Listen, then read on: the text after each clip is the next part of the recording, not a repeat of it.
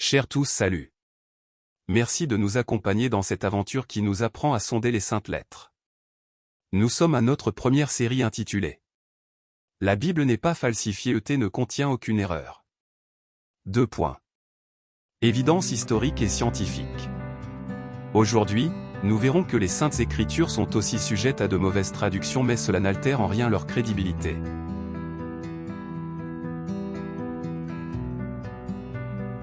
Le problème de traduction au sujet des 2 généalogies de Jésus de Nazareth.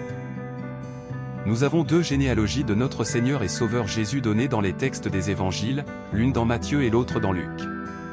Ces généalogies ont fait parler car ces 2 généalogies dans ces textes grecs disent être de Joseph, père adoptif de notre Seigneur et Sauveur Jésus, et il est un fait indéniable que ces 2 généalogies sont pourtant distinctes et nous allons voir cela dans les textes grecs.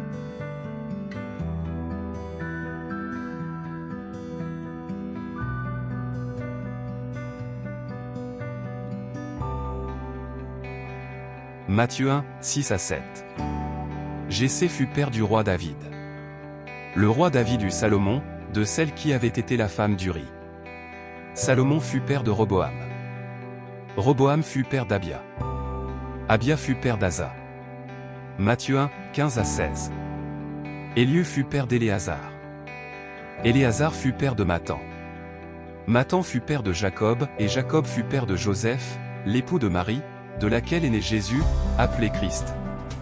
Ici dans le texte grec de Matthieu, nous voyons que Joseph est l'époux de Myriam et qu'il est fils de David par Salomon.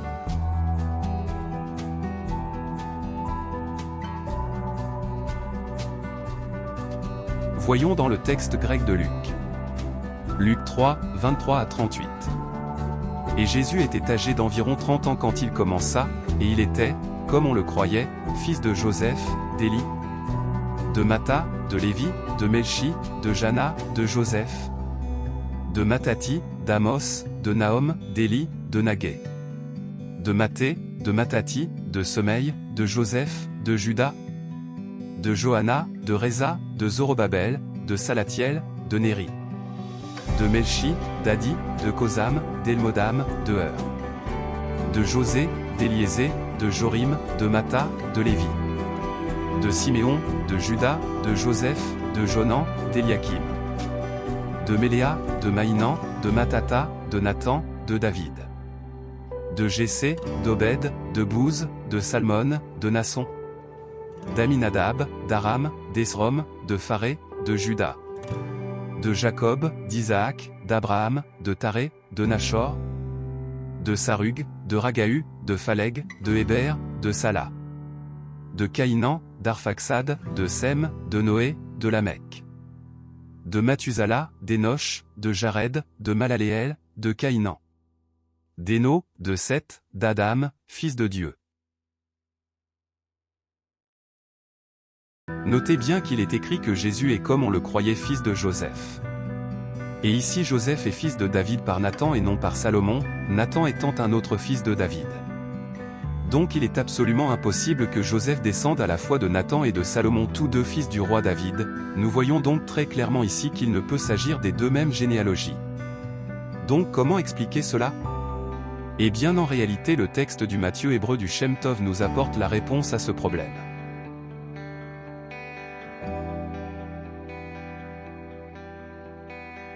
Regardons d'abord le texte hébreu du Shem Tov et vous allez comprendre. Matthieu chapitre 1 du Shem Tov. Voici les annales de Yehoshua, fils de David, fils d'Abraham. Abraham engendra Isaac. Et Isaac engendra Yaakov. Et Yaakov engendra Yehuda et ses frères. Et Yehuda engendra Péré et Zéra de Tamar. Et Péré engendra Hetzron. Et Hetzron engendra Ram. Et Ram engendra Aminadaph.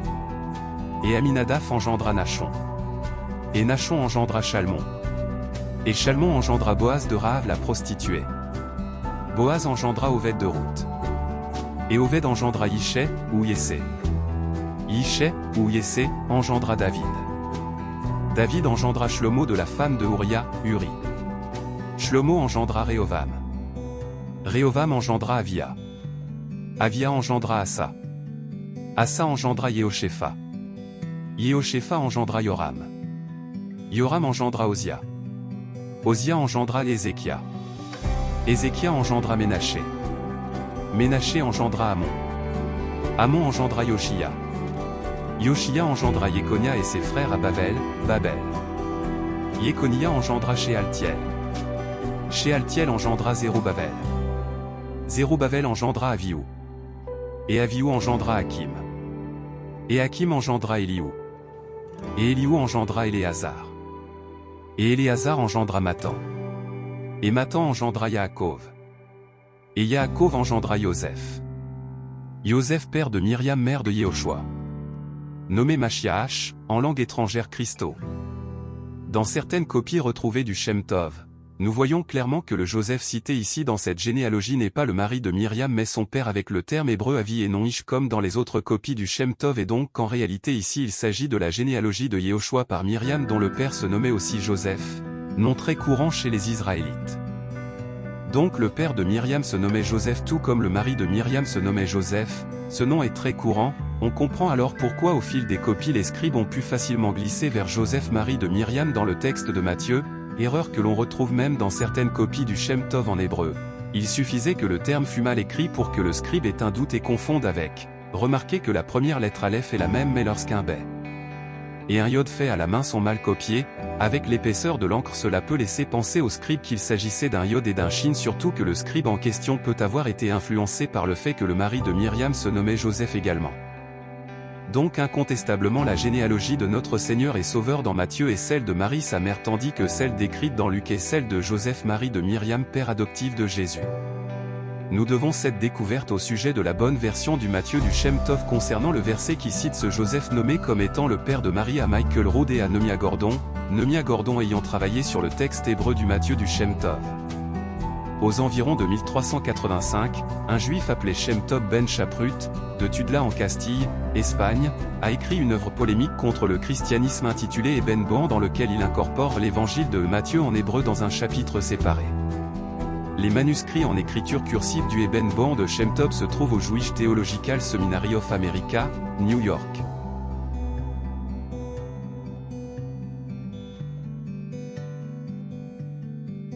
Deuxième problème de traduction, Joseph, le père adoptif de Jésus de Nazareth, était-il charpentier ou forgeron?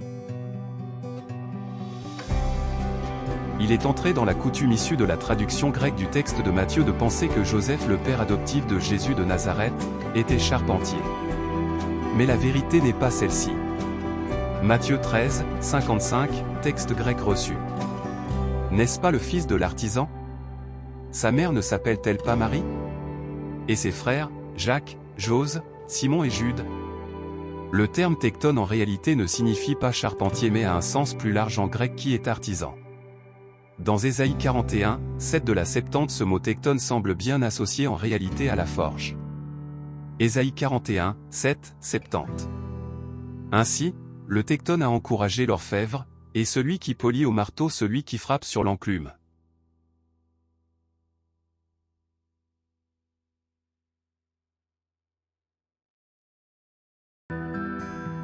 Et en effet le texte hébreu de Matthieu du Shem Tov nous dit ceci. Matthieu 13, 55, Shem Tov. N'est-ce pas le fils de ce forgeron et de Myriam? Ne savez-vous pas tous qu'il a pour mère Myriam? Et ses frères Gimi, Yaakov, Joseph et Chiméon et Yehuda? Les traducteurs rabbiniques et juifs, Al-Shuraki, ont mis pour Matthieu 13, 55. Celui-là n'est-il pas le fils du charpentier? Sa mère, n'est-ce pas, se crie Myriam. Et ses frères Yaakov, Yosef, Shimon et Yehuda? Que cela soit Z-Kan pour la traduction de l'Ancien Testament ou Shuraki pour la Bible en entier ils ont gardé la sensibilité juive et l'ont fait à partir des textes originaux. Sinon comment le Dieu qui va détruire ceux qui détruisent la terre aurait-il dans un corps humain comme métier, charpentier? Apocalypse 11, 15 à 19, 15 Le septième ange sonna de la trompette. Et il y eut dans le ciel de fortes voix qui disaient, le royaume du monde est remis à notre Seigneur et à son Christ, et il régnera au siècle des siècles. 16 Et les 24 vieillards, qui étaient assis devant Dieu sur leur trône, se prosternèrent sur leurs faces, et ils adorèrent Dieu. 17 En disant, nous te rendons grâce, Seigneur Dieu Tout-Puissant, qui est, et qui était, de ce que car tu as saisi ta grande puissance et pris possession de ton règne. 18 Les nations se sont irritées, et ta colère est venue, et le temps est venu de juger les morts, de récompenser tes serviteurs les prophètes, les saints et ceux qui craignent ton nom, les petits et les grands, et de détruire ceux qui détruisent la terre. 19 Et le temple de Dieu dans le ciel fut ouvert, et l'arche de son alliance apparut dans son temple. Et il y eut des éclairs, des voix, des tonnerres, un tremblement de terre, et une forte grêle.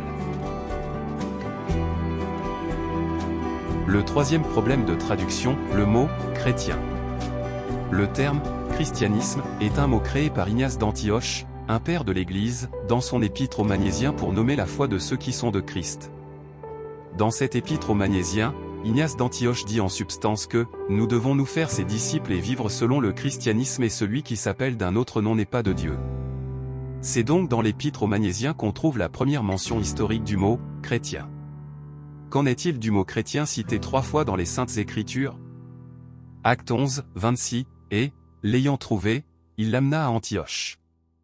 Pendant toute une année, ils se réunirent aux assemblées de l'Église, et ils enseignèrent beaucoup de personnes. Ce fut à Antioche que, pour la première fois, les disciples furent appelés chrétiens. Acte 26, 27 à 28, crois-tu au prophète, roi Agrippa? Je sais que tu y crois. Et Agrippa dit à Paul, tu vas bientôt me persuader de devenir chrétien. 1 Pierre 4, 16 Mais si quelqu'un souffre comme chrétien, qu'il n'en ait point honte, et que plutôt il glorifie Dieu à cause de ce nom. Dans le Codex Sinaiticus, le codex le plus complet du manuscrit grec du Nouveau Testament, on ne trouve pas dans ces 3 versets le mot « Christianus ». Le mot grec traduit par le mot « chrétien » est le mot « Christianus ». Christianus vient du grec Christo qui veut dire de Christ. Christianus vient du grec Christo qui veut dire miséricordieux, bienveillance, la bonté.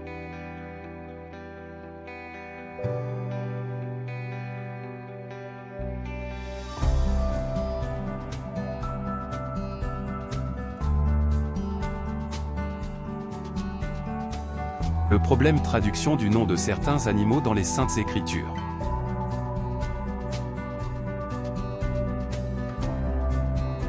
Nous allons notamment parler dans cette partie de 3 animaux légendaires qui sont le dragon cracheur de feu, le phénix et la licorne. Ces 3 animaux sont bien des créatures d'Élohim telles qu'il les a créées et soit elles se sont simplement éteintes comme tant d'autres espèces animales, soit se sont tellement raréfiées qu'ils ne seraient que dans des régions encore inexplorées du globe, sans même parler du Léviathan qui se trouve aussi dans les eaux et personne ne peut dire aujourd'hui que cet animal ne se trouve pas encore au fond des mers car juste une infime partie en a été explorée. Tout dans les Kadoshim Ketuvim où les Saintes Écritures prouvent que ces 3 animaux ont bien existé et ne sont pas le fruit de l'imagination des hommes. De plus, de nombreux autres écrits de l'Antiquité rejoignent la Bible quant à l'existence réelle de ces animaux dits légendaires. Il nous faut savoir mettre de côté nos a priori, car sachez que si certains animaux que vous connaissez aujourd'hui disparaissaient, les générations suivantes auraient du mal à croire que ces animaux aient jamais existé s'ils n'avaient que vos écrits pour en parler.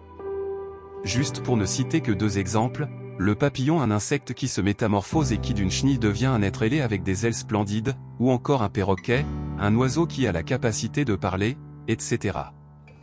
Comprenons bien que si ces animaux n'étonnent pas les hommes, c'est parce qu'ils en sont coutumiers.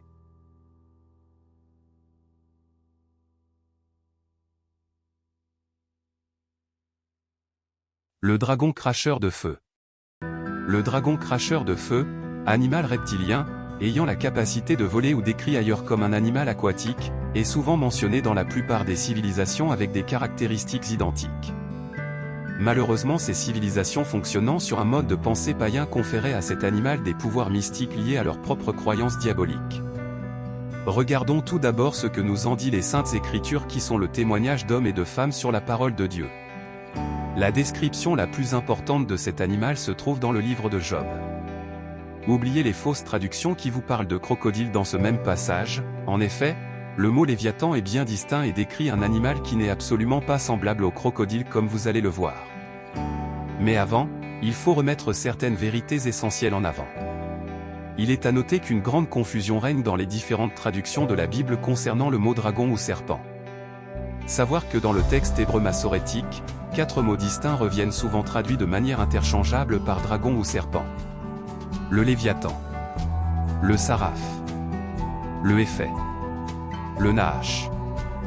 Si des noms distincts sont donnés en hébreu, c'est parce que ces noms désignent aussi des caractéristiques différentes et donc ne peuvent pas simplement en être réduits à une telle approximation linguistique que celle du serpent. Le mot Nahash désigne l'animal reptilien d'une manière large et générale. Tandis que les trois autres mots désignent des Nahash reptiles ayant des noms particuliers, donc des espèces de reptiles différents. On pourra alors parler de Nahash Léviathan, ou de Nahash Saraph, ou de Nahash Éphet. Mais commençons par le Nahash Léviathan. Job 40, 20 à 28.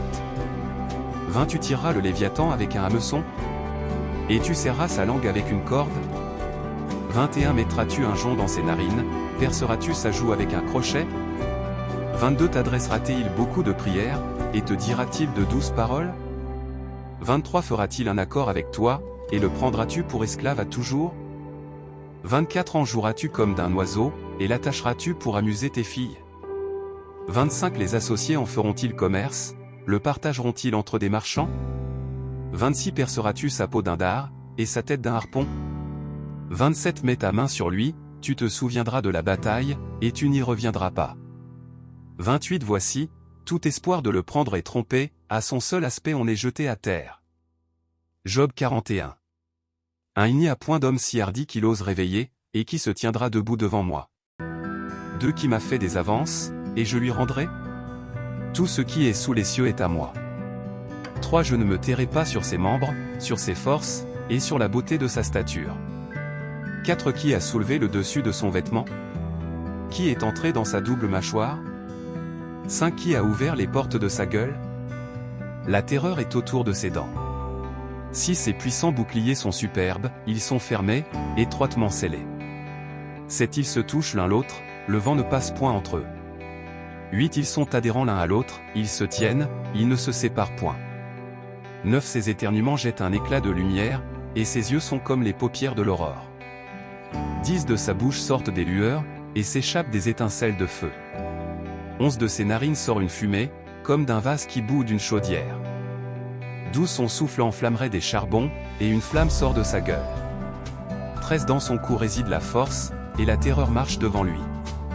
14 Les fanons de sa chair sont adhérents, ils sont massifs, inébranlables. 15 Son cœur est massif comme une pierre, massif comme la meule de dessous. 16 Quand il se lève, les plus forts tremblent, il défaille d'effroi. 17 Quand on l'approche, l'épée ne sert à rien, ni la lance, ni le dard, ni la cuirasse. 18 Il regarde le fer comme de la paille, et l'airain comme du bois pourri. 19 La flèche ne le fait pas fuir, les pierres de la fronde sont pour lui comme du chaume. 20 Comme du chaume, la massue, il se rit du frémissement des javelots. 21 Son ventre a des tessons pointus, il étend une herse sur le limon. 22 Il fait bouillonner le gouffre comme une chaudière, il rend la mer semblable à un vase de parfumeur.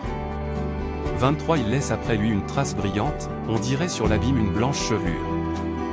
24 Il n'a pas son pareil sur la terre, il a été fait pour ne rien craindre. 25 Il regarde tout ce qui est élevé, il est roi des plus fiers animaux. Déjà, oubliez le lion comme roi des animaux, c'est le Léviathan le roi des animaux et c'est le Créateur qui le dit. Ici dans ce passage de Job, il ne fait aucun doute que cet animal crache du feu. Son cœur est également décrit comme d'une rare dureté, ce qui est confirmé par des histoires médiévales sur le cœur du dragon. On peut noter que cet animal n'est pas un simple serpent comme celui qui fut maudit dans le jardin après la chute, car celui-ci a des dents et ce n'est ni une baleine comme dans la traduction moderne hébraïque. Notons que la description du Léviathan dans le livre de Job correspond étroitement avec les représentations du dragon asiatique décrit comme étant un dragon aquatique. Parlons à présent du Nahash Saraph. Savoir aussi que le dragon terrestre volant se trouve cité dans la Bible, notamment dans Ésaïe avec le mot hébreu Saraph volant. Ésaïe 30, 6.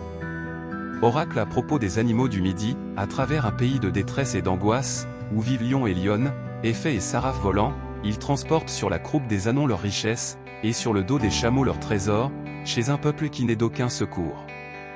Le mot Saraph a cela de particulier qu'il signifie en réalité brûlant, donc littéralement on peut lire brûlant volant. Il est facile de deviner pourquoi cet animal est nommé ainsi, car il crache du feu.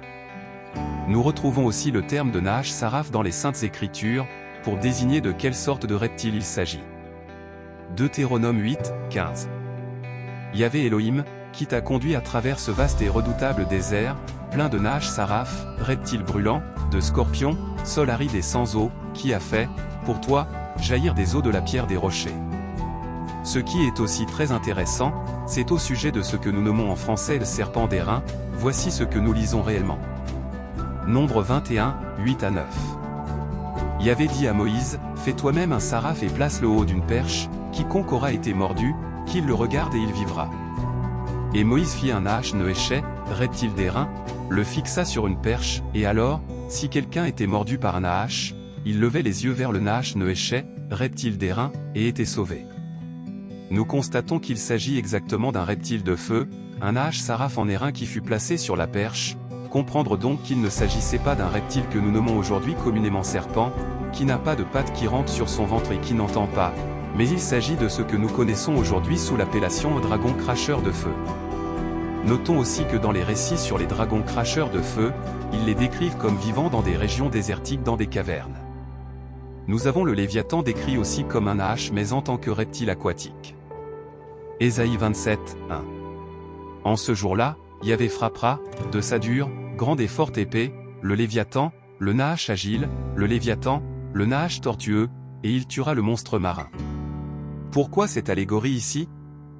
Dieu le dit dans le livre de Job, cet animal est indomptable, cela semble donc être une allégorie qui dit que Dieu est le seul qui peut vaincre. Parlons à présent du naach effet qui semble bien être le serpent tel que nous le nommons aujourd'hui mais qui ne crache pas du feu, rampant sur son ventre, n'entendant pas, espèce de naach qui par Satan tenta Ève dans le jardin et qui fut maudit par Dieu.